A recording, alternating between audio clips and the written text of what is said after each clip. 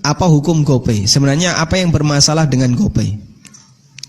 Hadirin yang kami hormati, di sini ada Gojek? Mojokerto ada ya? Kalau nggak ada nggak saya bahas.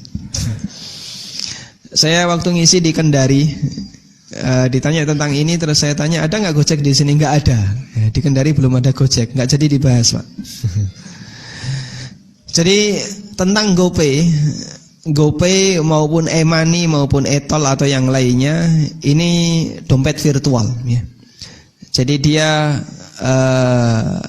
fintech, finance technology yang menggunakan metode crowdfunding, menarik dana sebesar-besarnya dari masyarakat. Dan sekarang sedang tren bisnis crowdfunding. Bagaimana caranya agar kita bisa menarik dana dari masyarakat tanpa harus membuat bank.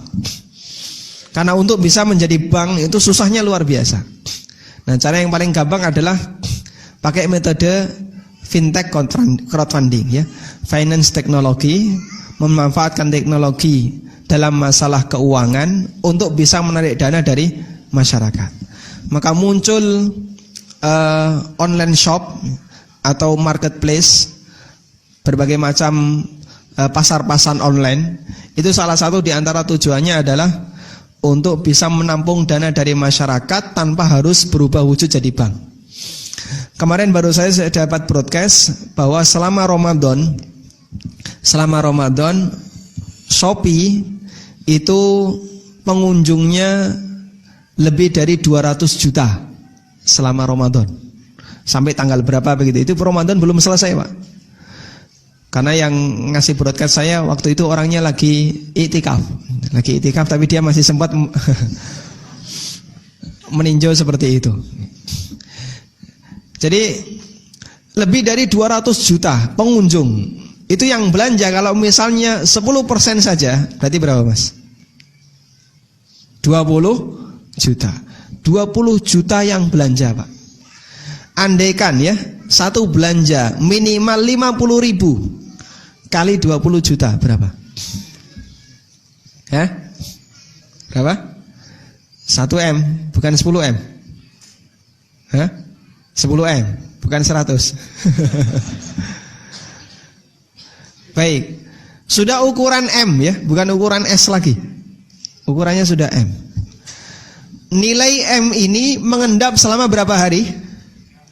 Minimal 3. Kalau Ramadan bisa lebih lama. Luar kota atau luar pulau bisa sepekan. Duit M-an, Pak. Dan duit ini dikuasai oleh Shopee. Meskipun secara aturan OJK ini nggak boleh dimanfaatkan, tapi uang ini bisa dijadikan sebagai underlying, bisa dijadikan sebagai jaminan kalau Shopee ini mau mengajukan dana ke bank. Jadi misalnya dia punya simpanan 20M misalnya, dia tinggal bilang ke bank, saya utang 10M, ini ada duit 20M aman, bisa dikucurkan, Pak, 10M, Pak. Duit 10M, Pak, bisa didapatkan hanya dalam waktu sehari, Pak. Besok lagi kalau dia minta 10M bisa dikasih lagi. Itulah hebatnya crowdfunding. Sehingga kalau duit ini diserahkan kepada merchant, para pemilik toko yang ada di Shopee, itu nggak bakalan mempengaruhi kondisi keuangan Shopee sama sekali. Makanya kalau mereka bisa ngasih free ongkir, ngasih layanan-layanan yang lain, kadang ngasih bonus dan seterusnya, itu karena dia punya keuntungan sampingan dari endapan uang milik orang lain, Pak. Tanpa harus dia menjadi bank. Luar biasa, Pak.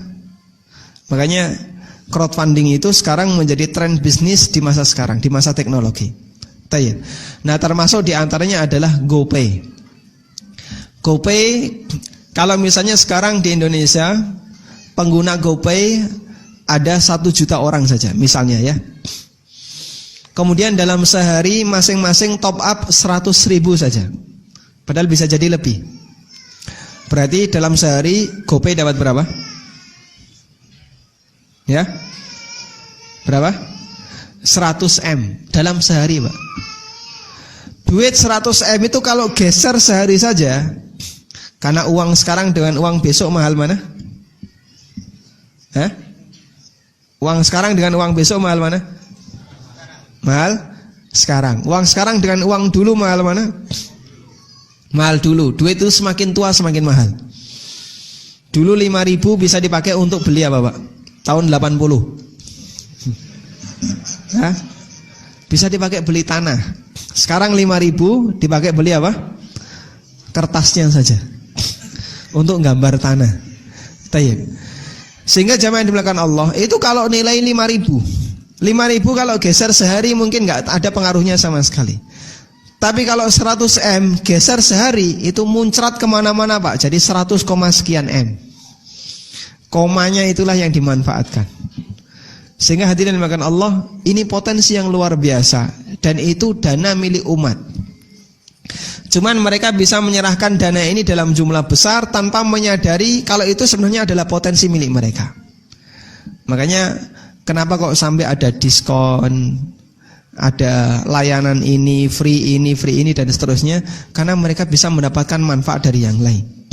Tayyib. Terus apa yang bermasalah di situ? Sebenarnya kalau kita ikut berpartisipasi di sana, Anda belanja di marketplace boleh atau tidak? Boleh, silahkan. Sebagaimana Anda mau belanja di mall, Anda belanja di tempat yang lain, silahkan boleh. Tapi yang jadi masalah adalah ketika mereka menyediakan potongan harga, disebabkan karena kita top up atau ngutangi mereka. Ini sebagian ustadz mempermasalahkan. Karena potongan harga ini motivasi yang diberikan oleh pihak penyedia jasa layanan tadi sebagai bentuk manfaat, disebabkan kita telah memberikan utang kepada mereka. Makanya diskon dalam GoPay ini dipermasalahkan oleh Ustadz Erwandi, dipermasalahkan oleh Ustadz Arifin Badri dan beberapa asatidzah yang lainnya, karena diskon ini hakikatnya adalah manfaat dari transaksi utang piutang yang kita lakukan. Andaikan nggak ada diskon, sah-sah saja, boleh-boleh saja. Sehingga dalam hal ini kalau GoPay-nya nggak bermasalah, tapi diskonnya yang bermasalah. Nah terus gimana, Pak? Kalau setiap pengguna GoPay pasti dapat diskon. Anda pernah nggak pakai GoPay nggak dapat diskon? Nggak ada ya? Pasti ada selisih antara cash dengan pakai GoPay. Ya kalau kemudian nggak ada peluang seperti itu, berarti hindari pembayaran pakai GoPay. Terus gimana? Ya bayarlah dengan cara yang cash. Selama masih ada pilihan yang lain, ambil pilihan yang lain. Kalau GoPay-nya nggak jadi masalah. Cuman yang bermasalah adalah di diskonnya. Hanya saja diskonnya ini tidak bisa dihilangkan. Karena itu biar kita tidak terkena cipratan dari ribanya, maka silahkan ambil jalur pembayaran yang lain. Tayyib. Kalau bagi drivernya gimana sekarang? Bagi drivernya, mengingat dia sudah bekerja dan dia berhak untuk mendapatkan upah sesuai dengan nilai kerja yang dia lakukan, maka dia mendapatkan bayaran dengan cara apapun tidak masalah bagi dia. Karena diskon itu bukan dia yang menerima, tapi siapa yang menerima? Kliennya yang menerima. Sementara driver, dia hanya menerima senilai upah yang menjadi haknya. Karena itu dalam posisi ini, driver mau dibayar pakai GoPay atau dibayar pakai tunai, yang penting jangan dibayar pakai rokok ya. Maka silakan dia terima.